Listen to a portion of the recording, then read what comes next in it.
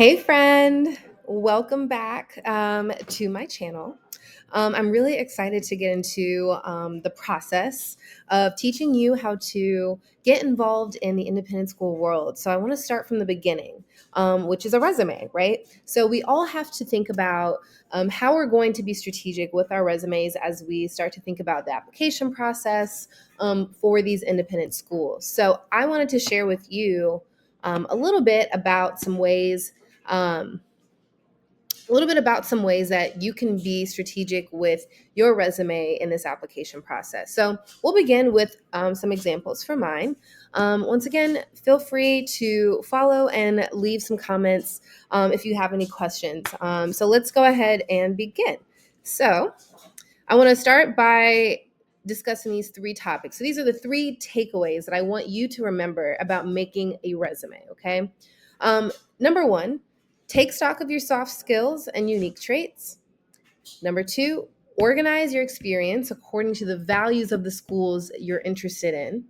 And lastly, write in a way that gives you breathing room and promotes flexibility. So let's go ahead and begin with taking stock of your soft skills and unique traits. Okay. So we'll come back to these pieces here. So, taking stock of your soft skills and unique traits, right? One of those things that we oftentimes can get caught up in is always focusing on those hard skills, right? Those hard skills that we're taught are keywords, right? But this is 2024 and you are entering an independent school community. Okay. So we want to be able to describe the soft skills that might help you stand out and humanize you in some ways that are effective. And lastly, of course, that unique trait aspect, right? Who are you as a person? That should shine through, right? So let's focus on how I did that for my resume. Okay. So for my resume, I actually include a piece at the bottom about my skills and my interests. Okay. So I'm proficient in French. Harkness is a type of practice that we do in English discipline, especially in independent schools. So I'm going to add there that I'm able to do that hard skill, right? Um, Team management, okay, that's experience. Ethnography, that is something that is unique to a type of research. Social justice, right? That's one of those big interests, soft skills, right? Social justice suggests a couple things about me. It may suggest that I'm passionate about something, right? It may also suggest that equity and fairness are things that are important to me, right? Those are values that I may share with the school that they should see is not only reflected in a work experience, right, but is reflected in some kind of value to me. Microsoft Office, right? Hard skill. And then hiking, right? Is this kind of like out there interest. One of the things I love about including this section in your resume is that it can be a conversation starter when you are sitting there on your interview day with these schools. Okay. It might be an organic connection. If someone's applying for a position from out of state and maybe you don't know the schools that that person went to, maybe you're not familiar with the organizations, right? Someone who's sitting in an interviewer position may see, oh, but they're a hiker and I'm a hiker. So let's talk about that. That's a great way to help use your resume as almost an organic prompt for your interview day. So let's go to our second piece here. Organize your experience according to the values of the schools you're interested in. Okay, this can look like a variety of things, but I would start first by going to the websites of the schools that you're interested in. This is not to say that you've already applied, right? This is not to say that you are committing to one school. This is really about finding a way to tailor this document, which is going to be the core of how you interact with people on that interview day, and more content on that coming later on what an independent school interview day looks like, right?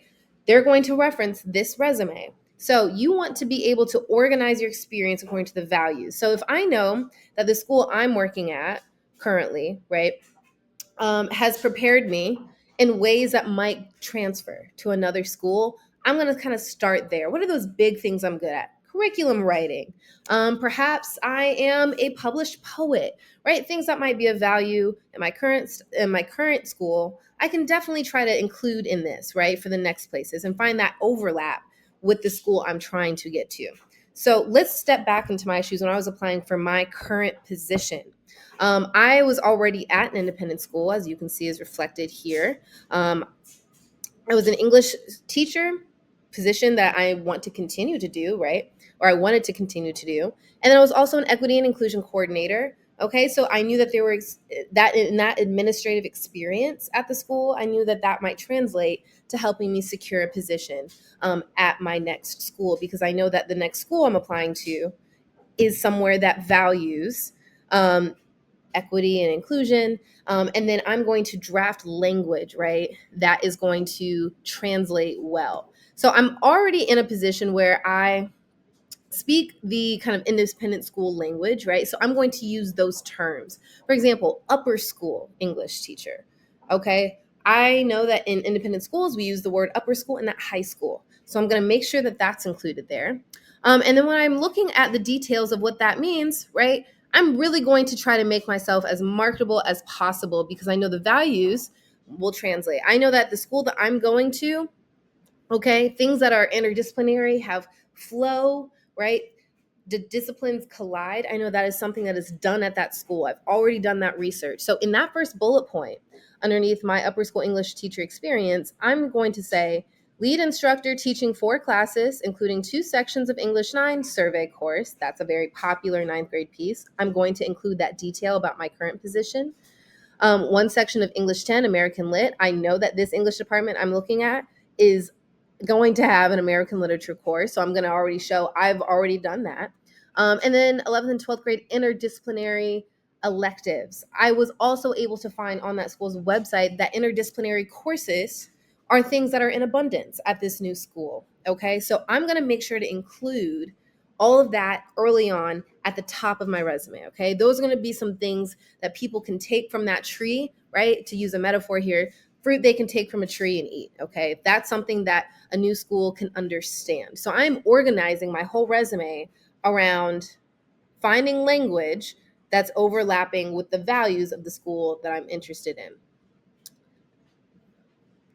Now, if you are coming from a background, right, where maybe you don't have the independent school or private school or magnet school kind of specialized institutional piece, okay, maybe you're coming right out of undergrad or your master's degree or from a Title I school that's very different than the kind of school you're trying to get to go to.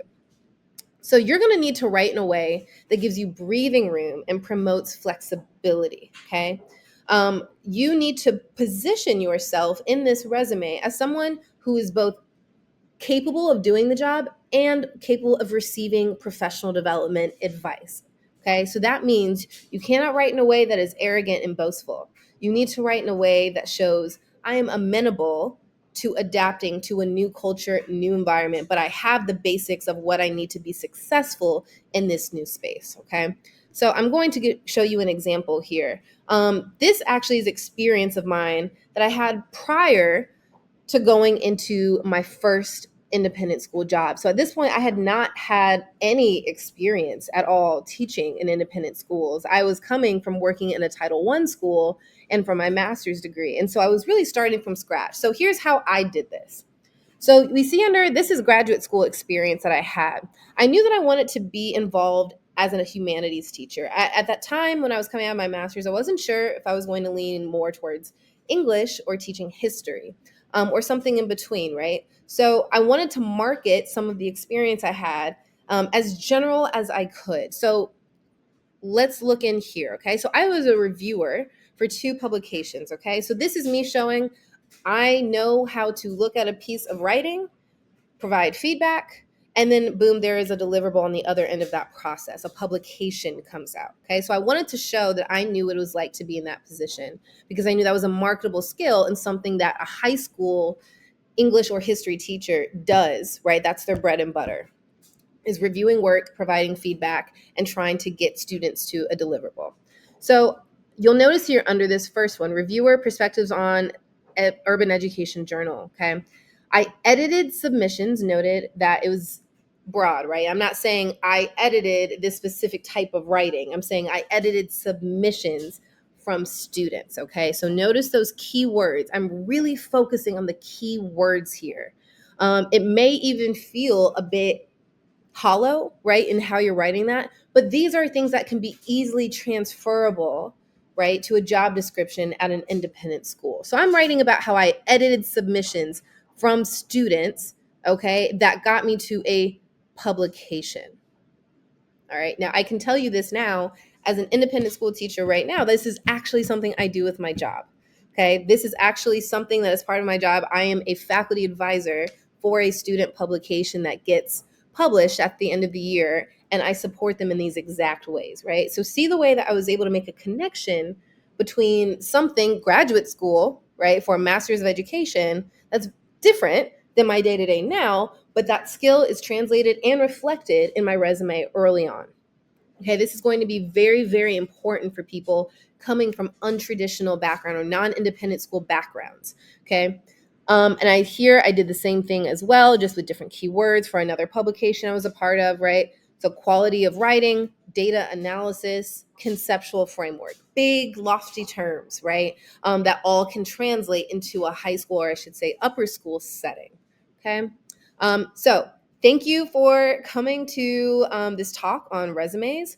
If you would like to leave a comment with a question, or you have any book recommendations, you know I'm an English teacher, so drop them below. Thanks you.